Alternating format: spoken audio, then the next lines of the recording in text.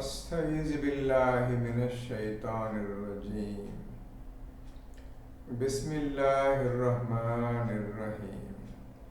Surah number 28 verse 61. 28ல 61வது ஆயத்தை இப்பொழுது இன்ஷா அல்லாஹ் பிஸ்மில்லாஹி பார்ப்போம். ஹஸ்புனல்லாஹ். 28 சூரே அல்-கஸஸ் 61 ஆயத். எவனுக்கு நாம் அழகான வாக்காக வாக்குறுதி அளித்து அதை அவனும் அடைய போகிறானோ. இப்பொழுது கொஞ்சம் புரிஞ்சுக்கிறங்க. நீங்க ஈமான் கொண்டு முத்தகீன் தக்வா பயபக்தி உடையவர்களாக ஆகி அவனும் அதை கொண்டு இந்த குர்ஆனை ஒழுங்காக ஓதி அது சொல்லப்பட்ட விஷயங்களையும் அது சொல்லப்பட்ட செயல்களையும் ஒழுங்காக செய்து இதன் மூலமாக அல்லாஹ் அவனுக்கு வாக்களித்த அந்த சொர்க்கத்தை எவன் அடைய போகின்றானோ அத்தகையவன் அந்த மனிதன் எவனுக்கு நாம் இவ்வுலக வாழ்க்கையின் அற்ப சுகங்களை மட்டும் கொடுத்து பின்னர் எவருக்கு நாம் இந்த உலகில் அற்ப சுகத்தை மட்டும் கொடுத்து, ஏனென்றால் அவன் அதை மட்டும்தான் கேட்டான், குர்ஆனை ஒதுக்கி தள்ளிவிட்டான். அற்ப சுகத்தை மட்டும் அவனுக்கு கொடுத்து மறுமை நாளில் தண்டனை பெறுவதற்காக நம்முன் கொண்டு வரப்படுவானோ. நம்முன் நாளைக்கு தண்டனைக்காக யுக முடிவு நாள் கடைசி நாள் அன்று கொண்டு வரப்படுவானோ அவனை போல் ஆவானா. அவனை போல் இந்த நல்லவர்கள் ஆவார்களா? முதலில் சொல்லப்பட்ட அந்த மனிதனும் பின்னால் சொல்லப்பட்ட மனிதனும் சமமாவார்களா? ஆக மாட்டார்கள். அவர்கள் குர்ஆனை ஓதி ஆண்டவனுடைய அருளையும் நல்ல கூலியையும் அடைவதற்காக வந்துவிட்டார்கள். இவன் உலக ஆசை பக்கம் போய் தன் வாழ்க்கையை நாசமாக்கி இப்பொழுது நரக கூலியை வாங்கும் இந்த மனிதனும் ஒத்து போவார்களா? சமமாவார்களா? சமமாக மாட்டார்கள் என்று அல்லாஹ் கூறுகின்றான். 62. இன்னும் அவன் அல்லாஹ் அவர்களை அழைக்கும் நாளில் எனக்கு இணையானவர்கள் என்று நீங்கள் எண்ணிக்கொண்டு இருந்தீர்களே, அவர்கள் எங்கே? இப்பொழுது யுக முடிவு நாள் கடைசி நாள் வந்துவிட்டது. அந்த மக்களை பார்த்து அல்லாஹ் கேட்பான், எனக்கு இணையாக வேறொரு தெய்வங்களை நீங்கள் இந்த உலகில் அழைத்து கொண்டும் அதுதான் கடவுள், அதுதான் தெய்வம், அதுதான் இறைவன் சொல்லிக் கொண்டிருந்தீர்களே, எங்க அவைகளெல்லாம் எங்க போய்விட்டன என்று அல்லாஹ் அந்த காஃபிர் மக்களை பார்த்து கேட்பான் என்று கேட்பான். 63. எவர்கள் மீது அல்லாஹ்வின் தண்டனை பற்றிய வாக்கு உறுதியாகிவிட்டதோ அவர்கள், எங்கள் இறைவா, நாங்கள் எவர்களை வழி கெடுத்தோமோ அவர்கள் இவர்கள்தாம்.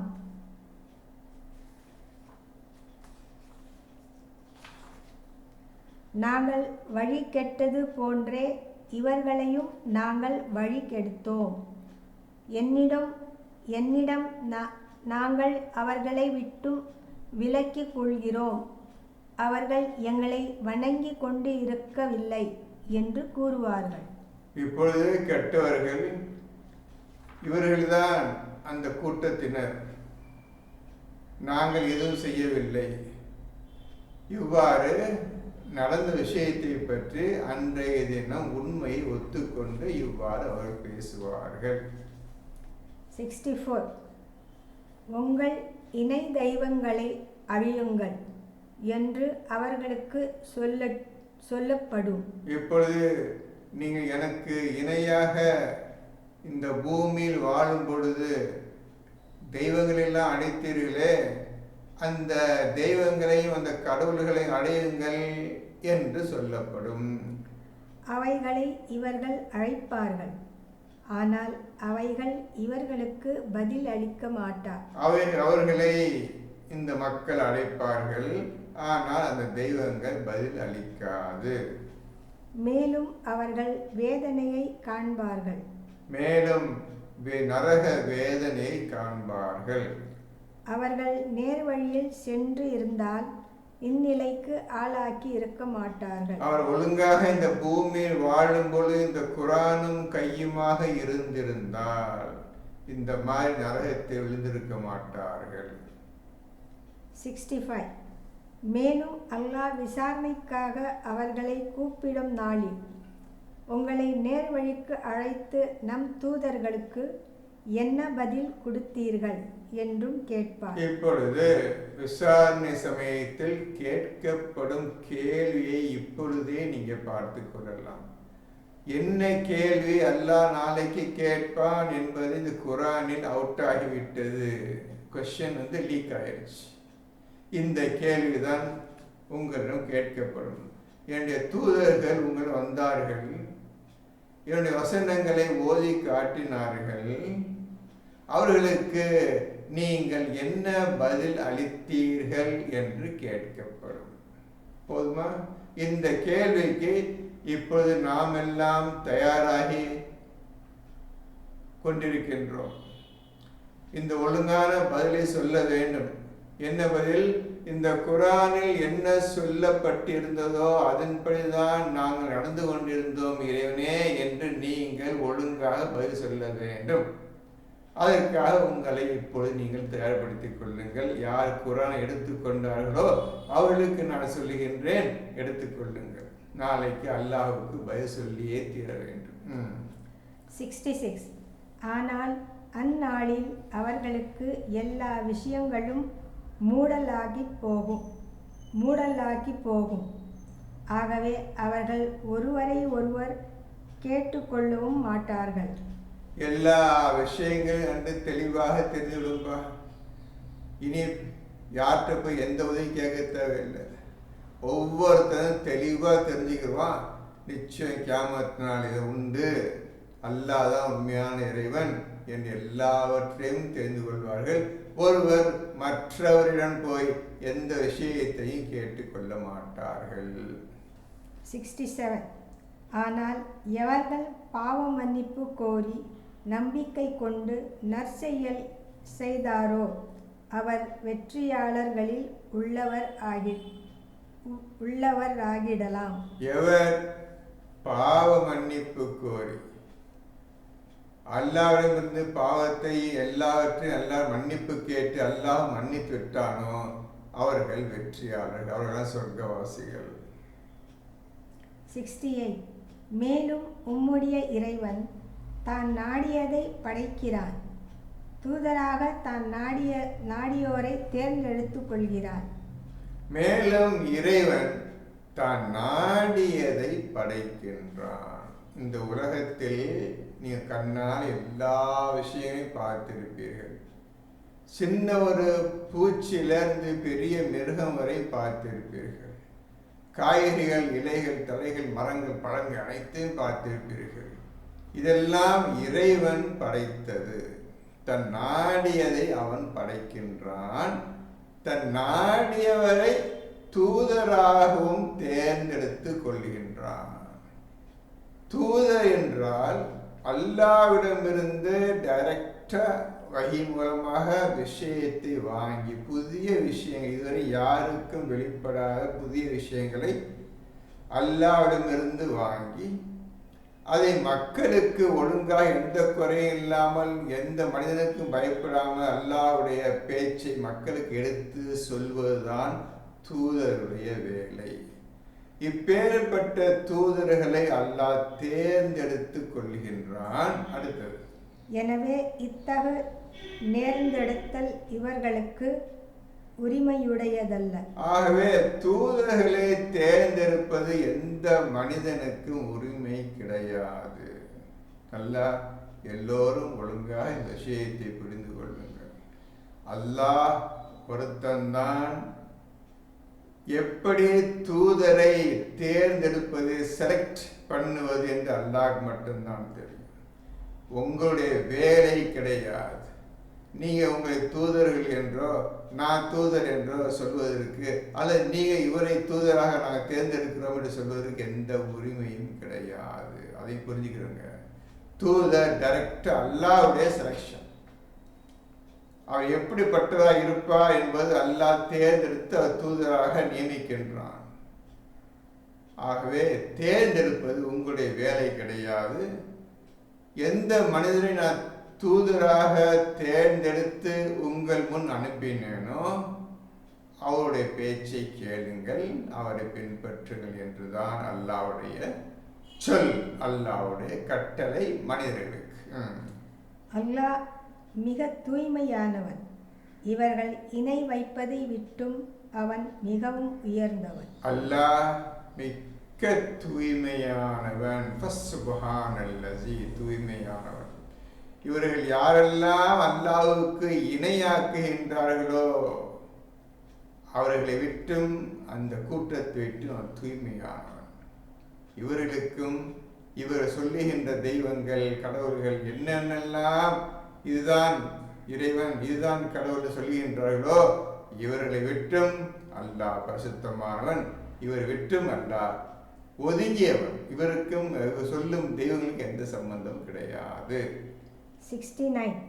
மேலும் உம்முடைய இறைவன் அவர்களுடைய நெஞ்சங்கள் மறைத்து வைப்பதையும் அவர்கள் வெளிப்படுத்துவதையும் நன்கறிகிறான். மேலும் உங்களுடைய இறைவன் நீங்கள் உங்களுடைய இருதயங்களில் மறைத்து வைத்திருப்பதையும் அல்லது நீங்கள் வாயால் வெளியே சொல்லுவதையும் நன்கு அறிகின்றான். நீங்க மறைக்க முடியாது, ஒன்றும் செய்ய முடியாது.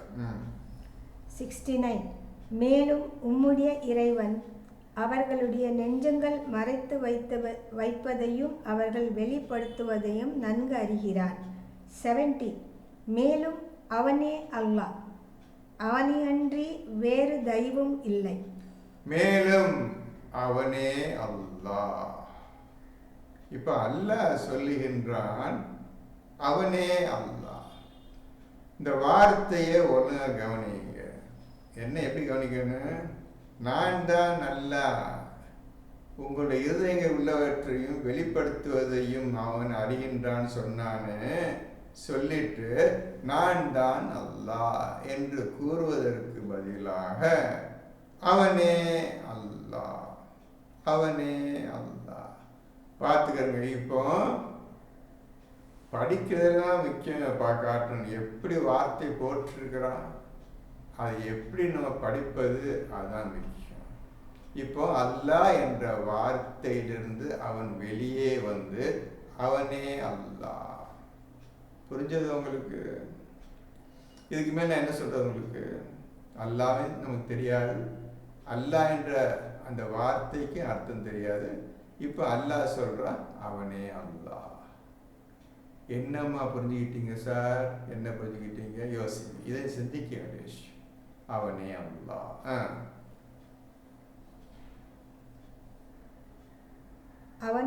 அவனை அன்றி வேறு தெய்வம் இல்லை. அவனை தவிர வேறு தெய்வம், காட், கடவுள் எதுவும் கிடையாது. நல்லா பார்த்துட்டு வாங்க. அல்லாஹ் என்ற ஒரு விஷயம், அந்த விஷயத்திலிருந்து வெளியே வந்து அந்த அல்லாஹை பற்றி அவன் பேசிக்கொண்டே அவனை தவிர வேறு எவனும் கிடையாது. ஏன் என்னை தவிர வேறு எவரும் கிடையாது சொல்வதற்கு பதிலாக அவனை தவிர வேறு தெய்வம் கிடையாது சொல்லுகின்றானே, நீங்க சிந்திக்க வேண்டும். சும்மா வேகமாக படிச்சு போறதுல எந்த பிரயோஜனம் கிடையாது. ஒழுங்காக புரிந்து கொள்ள வேண்டும்.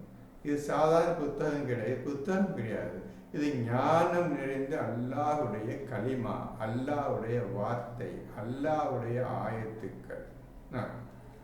இம்மையிலும் மறுமையிலும் எல்லா புகழும் அவனுக்கே உரியது. இந்த இம்மையிலும் நாளைக்கு மறுமையிலும் எல்லா புகழும் அவனுக்கே உரியது. தீர்ப்பு கூறும் அதிகாரமும் அவனுக்கே உரியது. தீர்ப்பளிக்கும் அதிகாரம் அவனுக்கே உரியது. ஆதலின் அவனிடத்திலேயே நீங்கள் திரும்ப கொண்டு வரப்படுவீர்கள். ஆகவே அவனிடமே நீங்கள் திரும்பி கொண்டு வரப்படுவீர்கள், அது எந்த சந்தேகமும் கிடையாது. 71. நபியே, நீர் கூறுவீராக, மறுமை நாள் வரை அல்லாஹ் உங்கள் மீது இரவை நிரந்தரமாக இருக்கும்படி செய்துவிட்டால், அல்லாஹ்வையன்றி உங்களுக்கு பகலின் வெளிச்சத்தை கொண்டு வரக்கூடிய கடவுள் யார்? இப்போ அல்லாஹ் சொல்லுகின்றான், இரவு பகல் மாறி மாறி வருகின்றது, உங்க எல்லோருக்கும் தெரியும். அவன் இரவையே அப்படியே நிலை பெற்று நிறுத்திவிட்டார். இரவு வந்துடுச்சுப்பா, விடியவில்லை, மார்னிங் வராம இரவு நேரத்தையே அப்படியே வைத்து விட்டால் உங்களுடைய நிலைமை என்ன ஆகும்? கொஞ்சம் யோசிச்சு பாருங்க. பின்ன வெளிச்சத்தை எவன் கொண்டாரு? உங்களுக்கு அவன் நிறுத்தி விட்டா வெளிச்சத்தையும் கொண்டாந்துருவியா? சூரியன் எழுத்து வந்து கொண்டாந்து முடியுமானால கேட்குறான்ல, இவ்வளோ பேசுறிய மனுஷனே, நான் தான் உன்னை படைச்சேன், உனக்கு கண்ணு காது காலு மூக்கு எல்லாத்துக்கும் கொடுத்து சாப்பாடு கொடுத்து வாழ வச்சுட்டு இருக்கிறேன், இந்த இறைவனை வணங்குன்னு சொன்னால் வணங்க மாட்டேன் என்கின்றாய். இப்பொழுது நான் ஒன்று சொல்கிறேன், இரவை அப்படியே நிறுத்திட்டேன்டா, நைட்டு 12 மணி 1 மணி அப்படி நிப்பாட்டிட்டா, மார்னிங் வராமல் வெளிச்சம் வராமல் நிப்பாட்டி விட்டால் அப்பொழுது வெளிச்சத்தை கொண்டு வருவன் யார்? நபியே, அவங்கள்ட்ட கேளும் என்பதை நீங்கள் சிந்தித்து பார்த்தீர்களா? இந்த விஷயத்தை கொஞ்சம் சிந்தித்து பார்த்தீங்க. முடியாது சொல்றீங்களா? அல்லாவுக்கு இறந்து போய் மக்கு மண்ணா போய் தூசியா போனப்போ கொண்டு வருவேன்னு சொல்றான்னு, அதை யோசிச்சு பார்த்தீங்களா? எதுவும் முடியும், இறைவன், உண்மையான இறைவனால் எதுவும் முடியும். இவ்வுண்மையை நீங்கள் செவி ஏற்க வேண்டாமா? இந்த உண்மையை ரசூல் உங்களுக்கு சொல்லுகின்றார், அதை காது கொடுத்து கேட்க வேண்டாமா நீங்கள்? 72. மறுமை நாள் வரை உங்கள் மீது அல்லாஹ் பகலை நிரந்தரமாக இருக்கும்படி செய்து விட்டால், நீங்கள் எதில் ஓய்வு பெறுகிறீர்களோ அந்த இரவை அல்லாஹ்வையன்றி உங்களுக்கு கொண்டு வரும் கடவுள் யார்? அதே போல் பகல் நேரத்தையே நிரந்தரமாக ஆக்கிவிட்டால், பெர்மனன்ட் டே டைம் ஆக்கிவிட்டால், பின்னர் நீங்க ரெஸ்ட் எடுக்கணுமே தம்பி, தூங்கணுமே தம்பி, நீங்க இளைப்பாறணுமே, உங்க கஷ்டம் நீங்கணுமே, அந்த நீங்கிறதுக்கு இரவு வேணுமே, அந்த இரவை கொண்டு வரும் யார்? டே டைம் அப்படியே ஸ்டாப் பண்ணிட்டா, பின்னர் நீங்கள் ரெஸ்ட் எடுப்பதற்கு, ஓய்வு எடுப்பதற்கு இரவு வேணுமே, அந்த இரவை கொண்டு வரும் யார்? அல்லாஹ் தவிர யார் முடியுமா என்பதையும் நீங்கள் சிந்தித்து பார்க்க வேண்டாமா என்று அல்லாஹ் நம்மை பார்த்து கேட்கின்றான். என்பதை நீங்கள் சிந்தித்து பார்த்தீர்களா?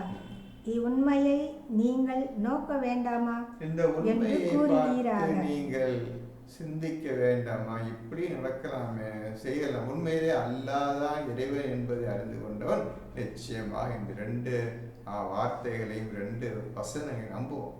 இந்த 2 ஆயத்தை நம்ம ஒன்று, அல்லாஹ் எது செய்ய முடியும், எப்படி செய்ய முடியும் என்று நம்புவான். 73. இன்னும் அவன் தன் அருளினால் உங்களுக்கு இரவையும் பகலையும் உண்டாக்கினான்.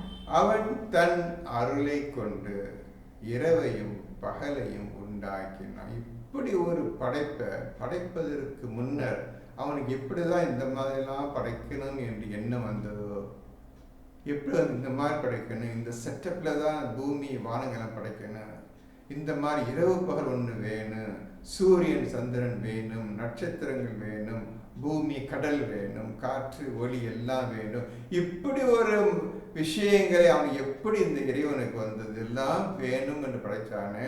இப்போ அவ்வளவே நீங்கள் அனுபவித்துக் கொண்டிருக்கின்றீர்களே, அனைத்து படைத்த அனைத்து விஷயங்களையும் நீங்கள் அனுபவித்துக் கொண்டிருக்கீங்களப்பா. இது தேவையில்லை, சந்திரன் தேவை கிடையாது, இது நட்சத்திரம் தேவை கிடையாது, காற்று தேவை கிடையாது, தண்ணீர் தேவை, ஒதுக்க முடியுமா?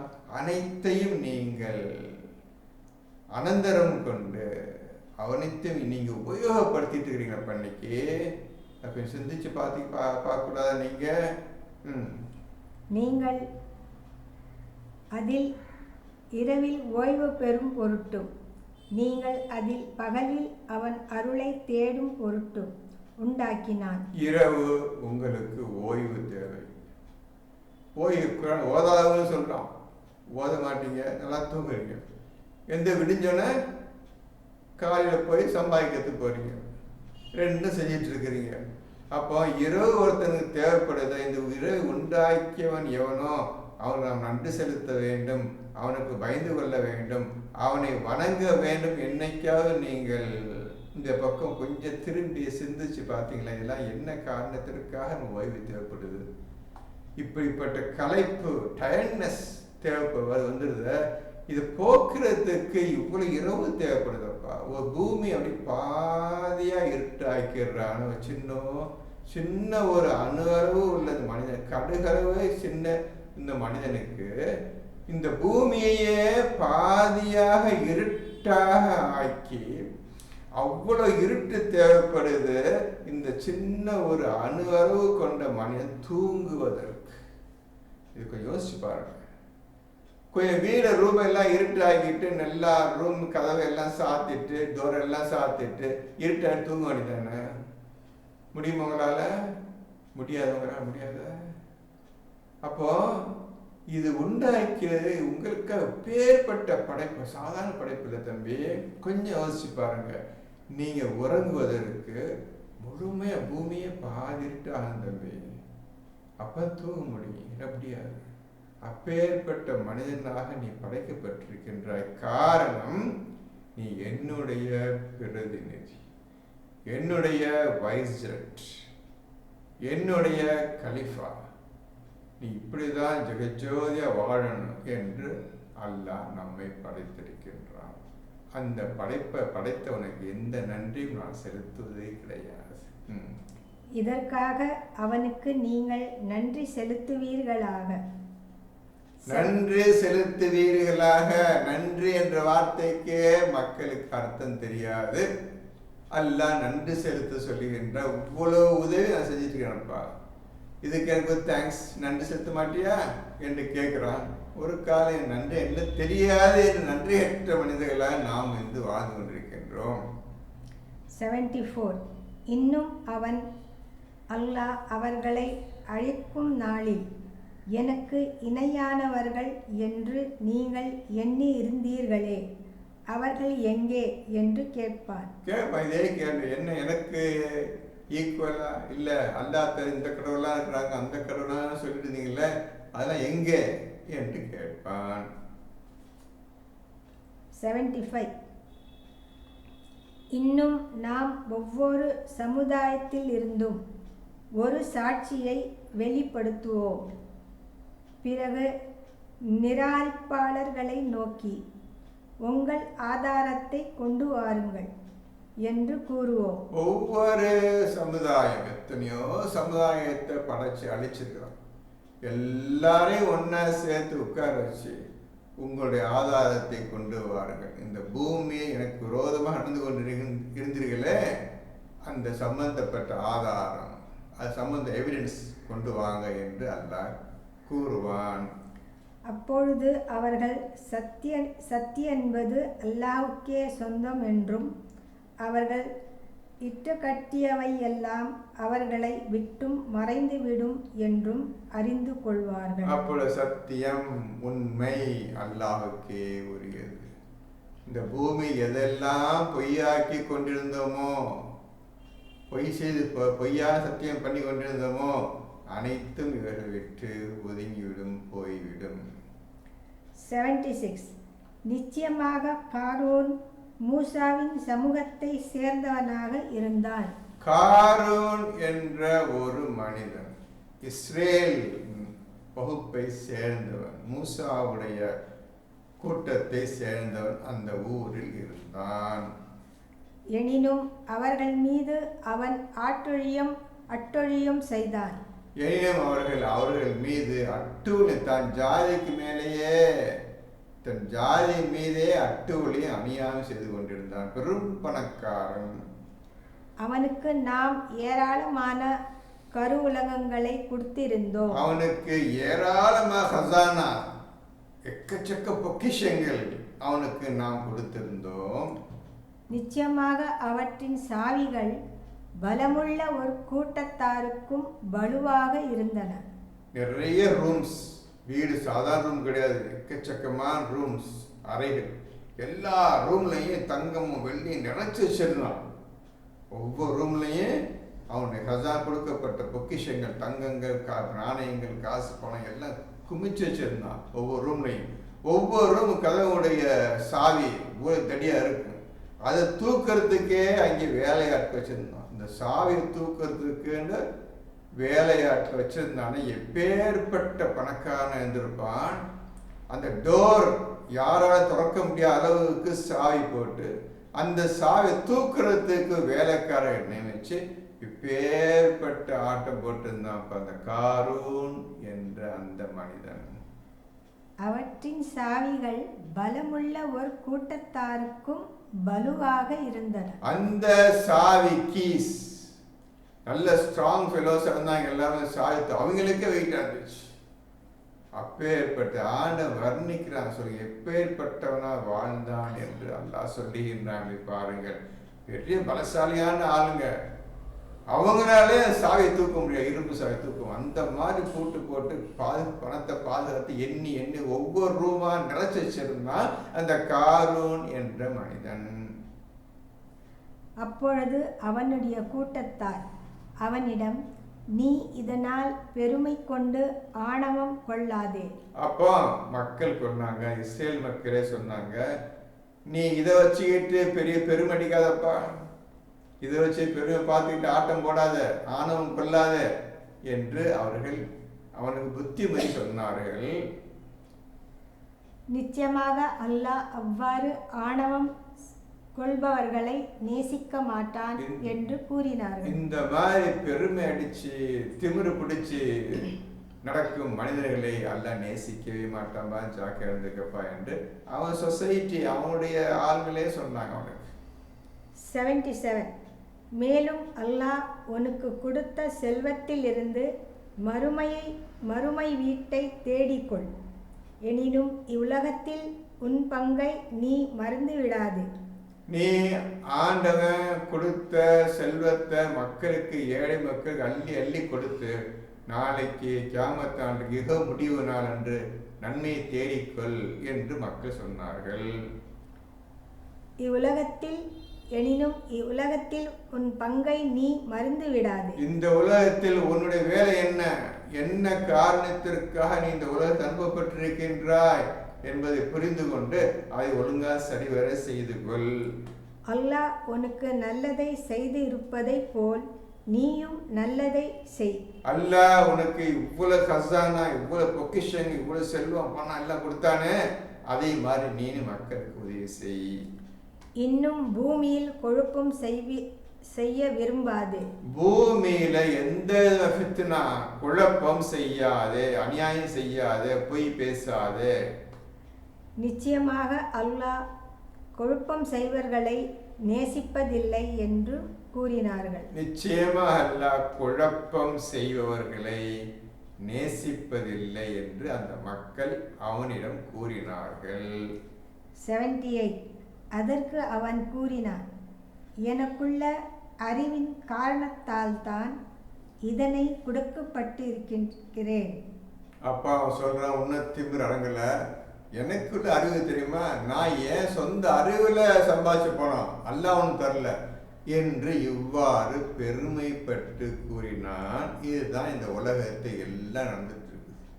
ஒருத்தன் ஏதாவது புதுசா கண்டுபிடிச்சிட்டா, நான் தான் கண்டுபிடிச்சேன், இவர் கண்டுபிடிச்சார், இவன் புக்கில் எழுதுவான், இவன் தன்னை பத்தி பேசிட்டு இருப்பான். இந்த மாதிரி செய்ய யாரும் அல்லாஹ் உனக்கு அந்த அறிவை கொடுத்தான். அந்த அறிவின் மூலமாக இதனை நீ கண்டுபிடித்தாய், செய்தாய், வந்தாய், போனாய். அந்த ஆண்டவனுக்கு தான் நன்றி செலுத்தணும் தவிர நீனா எதையும் செய்ய முடியாது என்று அல்லாஹ் சொல்லுகின்றான். நல்லா புரிஞ்சுக்கிறங்க. எந்த காலத்திலையும் எதற்காக கொடுத்த அறிவை கொடுத்து, புதிய அறிவு ஒன்று கொடுத்து, அதனால ஒவ்வொருத்தனுக்கு மமதையும் திமிரு தான் வந்துடும். அப்பா நான் தான் கண்டுபிடிச்சேன் சொல்லுவான், நிச்சயம் சொல்லாமல் இருக்க முடியாதனால அவ்வளோ பெருமை வந்து அந்த மாதிரி சைத்தம் ஆக்கி விட்டுருவாங்க. இது செய்யாதீங்க. உங்களுடைய சோதனைக்காகத்தான் இப்பேற்பட்ட அறிவை ஒருத்தனுக்கு நான் கொடுக்கின்றேன். இவன் என்ன செய்கிறான்? இந்த அறிவை வைத்து தன்னைத்தானே புகழ்ந்துகிட்டு போறானா? இல்லை, இந்த அறிவு அல்லாஹ் எனக்கு வந்தது என்று சொல்லி அல்லாஹ்வுக்கு நின்று செலுத்த போகின்றானா என்பது அல்லாஹ் ஒவ்வொரு மனிதனையும் ஆணையும் பெண்ணையும் சோதிக்கின்றான். அவர்கள் தங்கள் அறிவின் மீது ஏதாவது நல்ல விஷயங்கள் செய்துவிட்டால் இவர் பெருமடிக்கின்றார்களா? இல்லை, அல்லாஹ் கொடுத்த ஒரு அறிவு, அதன் மூலமாக தான் நான் செய்கிறேன் என்று ஒழுங்காக பணிவுடன் பேசுகின்றார்களா, நடந்து கொள்கின்றார்களா என்பதை பார்ப்பதற்காக தான் அல்லாஹ் இந்த மக்களுக்கு சில பேருக்கு அறிவை கொடுத்து கொடுத்து கொடுத்து சோதனை செய்கின்றான். இவனுக்கு முன் இவனை விட மிக்க வலிமையுடையவர்களும் இவனை விட அதிக பொருள் சேகரித்து வைத்திருந்தவர்களுமான எத்தனையோ தலைமுறையினர்களை அல்லாஹ் அழித்திருக்கின்றான். இவனை விட பெரிய அறிவாளிகள், இவனை விட பெரிய பொக்கிஷம் செல்வம் உள்ள மக்கள்களை வாழ்ந்திருக்கிறாங்க, அல்லாஹ் அவ்வளவு அழித்தான் என்பதை இவன் அறியவில்லையா? இந்த விஷயத்தை அறியவில்லையா? ஒன்று நல்லா புரிஞ்சுங்க தாய்மார்களே, எவனுக்கு பணம் காசு அதிகம் வருகின்றதோ அவன் கெட்டவன். இந்த கன்க்ளூஷனுக்கு நீங்க வரணும். எவன் பணத்தை சேர்த்துக்கிட்டே வர்றானோ, அதிகமாக சேர்த்து வர்றானோ, அதிலேயே ஈடுபாடு இருக்கிறானோ, அதிலேயே ஆசை தோஷம் இருக்கிறானோ, அவன் மகா கெட்டவன். கெட்ட செயல்களினால்தான் அவன் பணத்தை சேர்த்து கொண்டே வருகின்றான். இல்லை, மகத்தான கெட்ட செயல் என்னது என்றால் பணத்தை சேர்ப்பதில் கஞ்சத்தனம், மைசர், கஞ்சூஸ். கஞ்சத்தனம் யாருக்கு இருக்கின்றதோ அவன் மட்டும்தான் பணம் சேர்த்துக்கிட்டே வருவான். அடுத்து சேர்க்க, முன்ன சேர்க்க, பணத்தை சேர்க்க வேண்டும் என்று சேர்த்து கொண்டே வருவான். மகா கெட்டவன் இந்த கஞ்சூஸ், இந்த மைசர், இந்த கஞ்சத்தனம் உள்ளவன் ஒரு காலம் இந்த உலகில் உருப்பட மாட்டான். நாளைக்கு அவனுக்கு நரக நெருப்பை தவிர எதுவுமே கிடையாது என்று திட்டவட்டமாக அல்லாஹ் இந்த குர்ஆனில் நிறைய இடத்தில் சொல்லியிருக்கின்றான். ஆகவே ஒன்று புரிந்து கொள்ளுங்கள், பணக்காரன் கெட்டவன், கெட்ட வழியில் தான் அவன் சம்பாதிப்பான். அவன் சம்பாதிச்சதை அள்ளி அள்ளி கொடுக்க சொல்ற ஆண்டவன் கொடுக்காம இருப்ப சேர்த்து கொண்டனால பணக்காரனாக வருகின்றான். அவன் யாரும் திருத்த முடியாது. அதையும் நீங்க உணர்ந்து கொள்ளுங்கள். இவனை விட அதிக பொருள் சேகரித்து வைத்திருந்தவர்களுமான எத்தனையோ தலைமுறையினர்களை அல்லாஹ் அழித்திருக்கின்றான் என்பதை இவன் அறியவில்லையா? ஆனால் குற்றவாளிகள் அவர்கள் செய்த பாவங்கள் பற்றி உடனுக்குடன் கேள்வி கேட்கப்பட மாட்டார்கள். ஆனால் இந்த குற்றவாளிகள் யார்? இந்த பணக்காரர்கள் உடனுக்குடன் கேள்வி கேட்கப்பட மாட்டார்கள். உடனுக்குடன் தண்ணி கொடுக்க மாட்டார்கள். நல்லா என்ஜாய் பண்ண, நல்ல சந்தோஷமா இருக்கு, நல்ல புண்ணியம் பொருளை சேர்த்து கொண்டே வா என்று அவர்களும் அல்லாஹ் சொல்லி அனுப்பி கொண்டே இருப்பான். இன்ஷா அல்லாஹ், பிஸ்மில்லாஹி ஹஸ்புனல்லாஹ். அடுத்த எபிசோடில் தொடர்பு இன்ஷா அல்லாஹ், பிஸ்மில்லாஹ்.